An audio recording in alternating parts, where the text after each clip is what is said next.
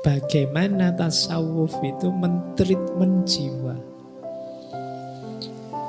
Jadi kalau dalam tasawuf, poros utama treatmentnya adalah tazkiyatun nafas. Jadi kesembuhan jiwa itu awalnya harus kebersihan jiwa. Mungkin teman-teman familiar dengan istilah taholli. Jadi pembersihan dulu. Kenapa? Karena jiwa kita belum siap diisi macam-macam kalau masih kotor. Disuruh apa-apa justru akan kacau, akan ngerusak kalau jiwanya kotor, wadahnya kotor. Maka pertama-tama kalau dalam tasawuf itu aktivitas yang berhubungan dengan jiwa itu coraknya selalu pembersihan, tazkiyah. Biasanya rutenya diawali dari muhasabah, kemudian taubat dan inabah. Muhasabah itu kita renungi diri kita, saya jelek di mana, kurang di mana, rusak di mana, kacau di mana. Setelah itu tobat. Tobat itu berarti di titik-titik hitam negatif tadi kita sesali, kita berjanji tidak mengulang lagi.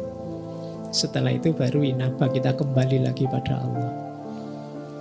Nah, ini dasarnya ini pasti. Jadi sebelum kita treatment atau kita konstruksi seperti apa, yang pertama-tama harus dilakukan kebersihan dan pembersihan jiwa. Sering saya ilustrasikan ya, jiwa kita itu wadahnya. Nanti aneka ragam hal baik, hal positif itu isinya. Kalau wadahnya kotor, wadahnya rusak, yo diisi kebaikan apapun, outputnya bisa kotor dan rusak. Kalau gelas itu beracun, kan saya sering pakai ilustrasi gitu ya. Kalau gelasnya beracun, diisi air susu sesehat apapun, kalau diminum ya kita dapatnya air susu yang beracun. Orang Jawa punya logika wadah lan isi, itu sama-sama pentingnya. Jangan dikira hanya isi yang penting, karena kalau wadahnya ngaco ya isinya bisa ikut kacau. Ilmu sedahsyat apapun, kalau kitanya isinya sombong, iri, dengki, hasut dan lain sebagainya, ya akan keluarnya ilmu tadi hanya jadi media untuk kita sombong, untuk iri, untuk dengki dan lain sebagainya. Itu pentingnya takholli, pembersihan. Kalau sudah takholi nanti baru takhalli. Kalau takhalli itu baru diisi dengan yang baik-baik. Jangan lupa isi paling awal kalau dalam tasawuf itu kata Imam Ghazali akhlak. Makanya ada adagium al-akhlaku bidayatut tasawuf wa tasawufu nihayatul akhlak. Jadi akhlak itu terminal pertamanya tasawuf. Dan perjalanan sufistik itu akhir dalam arti setelah akhlak beres baru kita melakukan perjalanan sufistik, pembersihan jiwa. Nah itu jadi tahalli tadi kalau ada yang tanya diisi apa Pak? Pertama-tama akhlak untuk kebersihan jiwa. Kalau ini sukses tahallinya baru akan tajalli. Tajalli itu kondisi cerah sudah, kondisi mutmainah, rodiyah, mardiyah dan seterusnya. Nah ini tadi ya, contohnya apa? Cara tahalli yang paripurna kalau dalam filsafat. Ini satu teori saja, tahalli itu. Kalau di tasawuf ada istilah fana.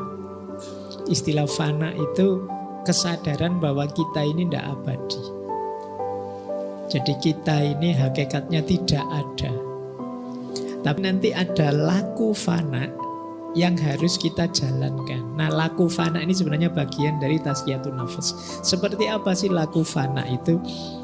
Tahap paling awalnya fana kalau dalam tasawuf, dalam rangka membereskan diri, adalah kita fana. Fananya segala dosa, bersihnya segala kemaksiatan. Ini yang paling awal. Semoga teman-teman tidak ambil nafas besar. Yang paling awal saja kayak gini, Pak. Apa saya bisa? Iso kalau mau sanggup ya. Tapi apa ada Pak manusia yang tidak ada dosanya, tidak ada salahnya sama sekali? Tidak ada. Tapi kita bisa membersihkan diri dari segala dosa, segala khilaf, segala salah yang kita lakukan secara sengaja. Nah, kalau bisa, ini bisa bersih. Jadi kebersihan jiwa diawali dari segala salah, khilaf, alpa, dosa yang kita jalankan secara sengaja. Kalau lupa, tidak sadar, keperucut dan lain sebagainya, monggo saja terus kita tobat. Jadi jangan secara sengaja. Ini fana paling awal. Jadi kebersihan diri paling awal. Kalau ini sudah sukses, naik level. Jadi tambah ke atas, jiwa kita akan tambah tenang.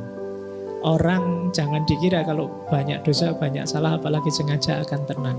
Jiwanya akan goncang terus. Dan ini tidak perlu saya jelaskan, teman-teman ngalami sendirilah ya. Iyalah, kamu kalau habis bohong kan ya agak grogi-grogi di mana, getar-getar gimana dalam dirimu.